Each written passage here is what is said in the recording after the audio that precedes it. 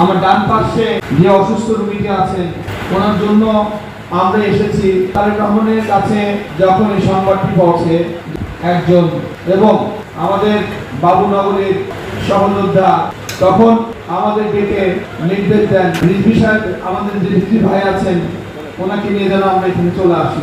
আমরা বাংলাদেশের বিভিন্ন প্রান্তে ছুটে বেড়াই, যেখানেই আমাদের দরকার হয় আমরা সেখানে যাই এবং মানবিক কাজগুলি করি। মূলত আমরা এখানে আমাদের প্রধান অতিথি মূল বক্তব্য দেবেন, তবে আমি তার আগে কিছু কথা বলি।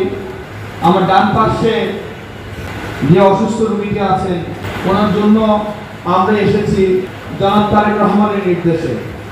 যে অক্ষর এই মাদ্রাসা একজন আমাদের বাবুনগরের সহযোদ্ধা সহকর্মী তখন আমাদের ডেকে নির্দেশ দেন ওনাকে নিয়ে যেন আমরা এখানে চলে আসি। গত রাতেরই কথা এটা।